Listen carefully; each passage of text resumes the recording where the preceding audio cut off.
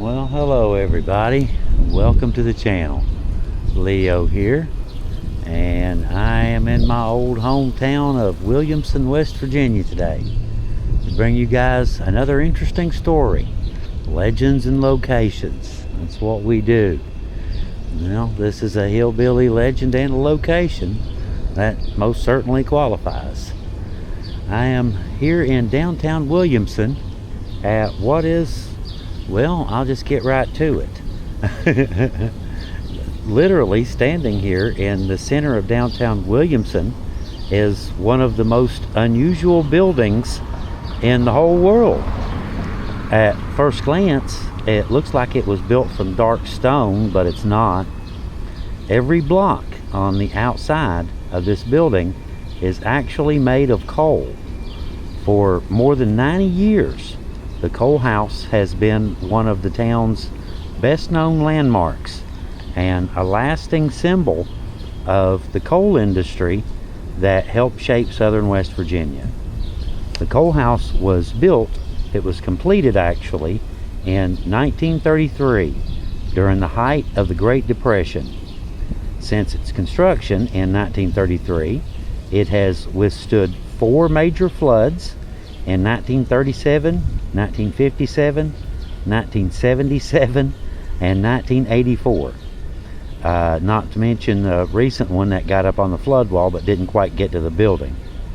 During the devastating floods of 77 and 84, floodwaters actually reached the top of the building's arched entrance. The building was created to promote the coal fields surrounding Williamson and to showcase the high quality bituminous coal found throughout the region. The idea for the coal house came from a man named O.W. Evans of the Norfolk and Railroad Railway, who served as the general superintendent on the railroad. Now remember his name, O.W. Evans. We'll come back to him in just a second. Now his goal was to build a structure that would attract visitors while highlighting the importance of the coal industry here. Architect Haskell T. Hicks of Welch, West Virginia was tapped to design the building, and construction was supervised by a specialist named David Good. Local coal companies, businesses, and residents donated both materials and labor to help make this building a reality. About 65 tons of coal were donated by several mining companies, including the Lecky Collieries, Crystal Block Coal Company, which we've done stories about, Puritan Coal Company, Sycamore Coal, and the Winifred Block Coal Company, all of which mined coal from the famous Winifred seam, one of West Virginia's best known and most famous and highest quality coal seams. The coal was carefully cut into block slabs like pieces of limestone and then laid together using black mortar. After construction was finished, the exterior was coated with a weatherproof varnish to protect the coal from the elements. Over the years, additional coats of varnish have been added to help preserve the building. Once completed, the coal house quickly became a popular attraction. Travelers passing through Williamson often stop just to see a building made from coal. Newspapers and magazines across the country featured stories about this building, helping to put Williamson on the map as the center of what later became known as the billion-dollar coal field.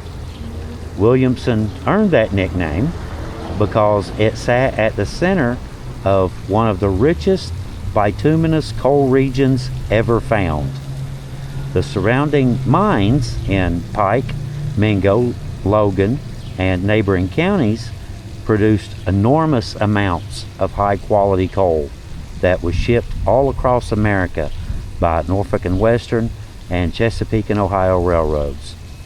The value of the coal being mined was measured in billions of dollars, and giving rise to the name Heart of the Billion-Dollar Coal Field. At the time, there was nothing else quite like it in West Virginia. The coal house was built right beside the Mingo County Courthouse here on 2nd Avenue, where it still stands today. Throughout the years, it's welcomed countless visitors to the area while serving as a tourism office and visitor center as well. Following the 1984 flood, the city of Williamson and the U.S. Corps of Engineers constructed the flood wall that now helps protect downtown and the coal house from future flooding. On October 11th in 2010, a fire broke out inside the coal house, causing heavy damage to the interior. Fortunately, the thick walls survived with very little damage. After nearly $200,000 in restoration work, the building reopened in September of 2011, allowing one of Williamson's most recognizable landmarks to continue welcoming visitors. Today, the coal house is one of the most photographed places in Williamson.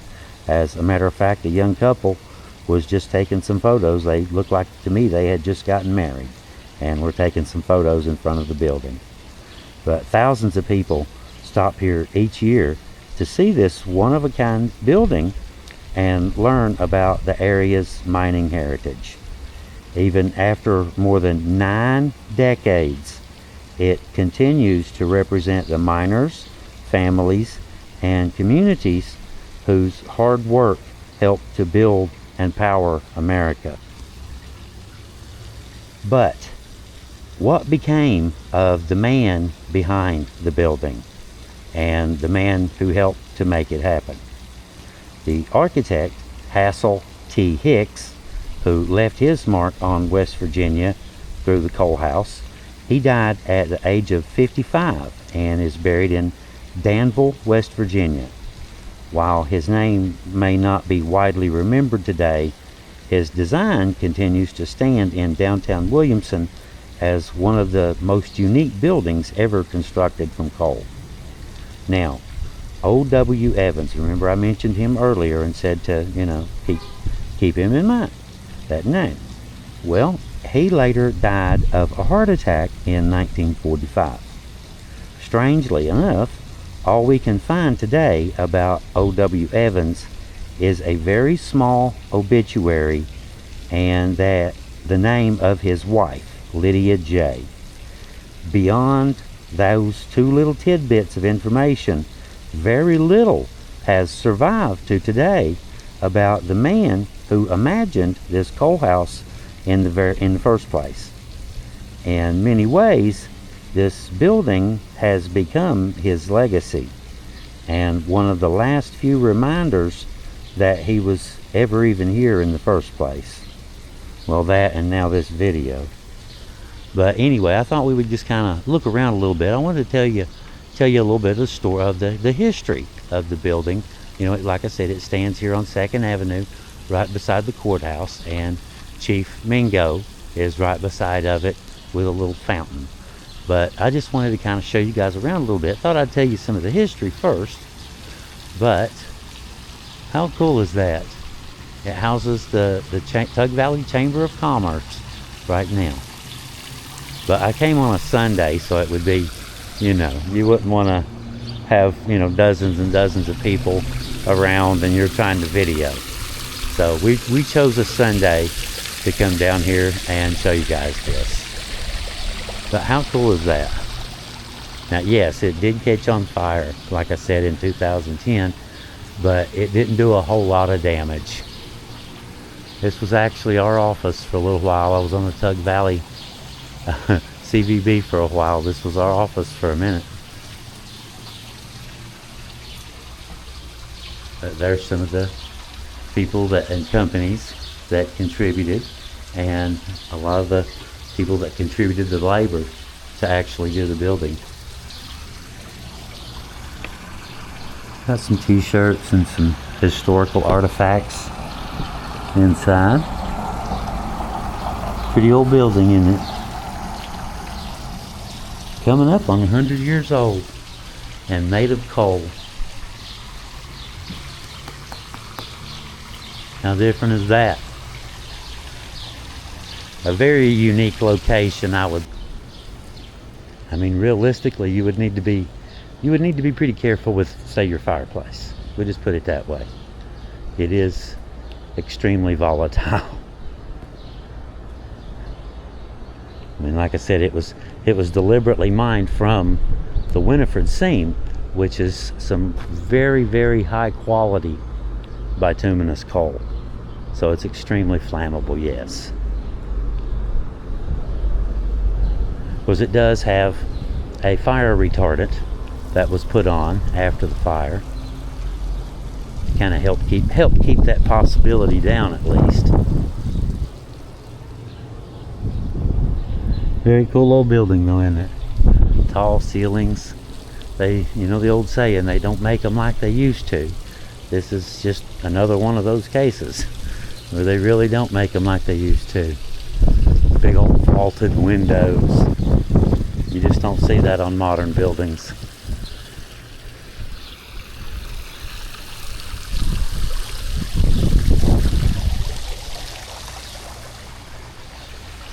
I can remember coming down here for many, many years when I was younger, and you know, you kind of take stuff like this for granted.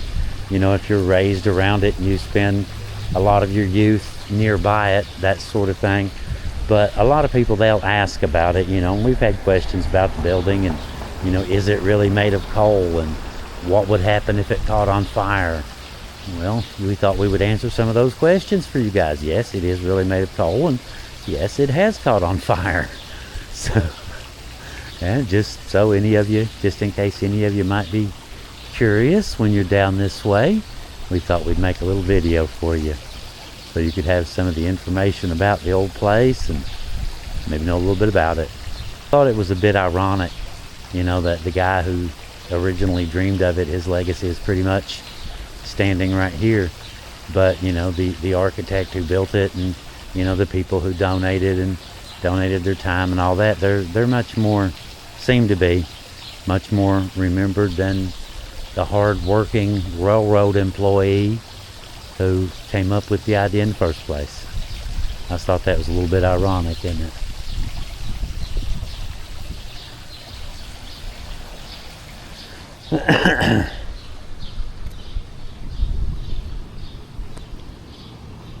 The sign made possible.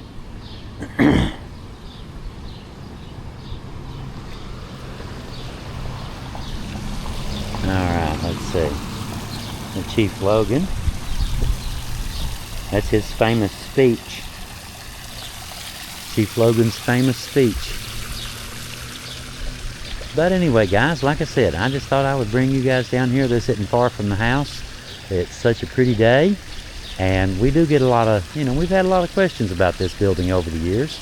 So we figured why not? Just look into it, do a little bit of digging, kind of turn our little microscope toward it just for a minute and see what we could find out about it. Share it with you guys. Alright guys, I guess I'm out of here. We'll move on to the next thing. Until next time, guys, we will see you guys. We'll see y'all then. Leo out.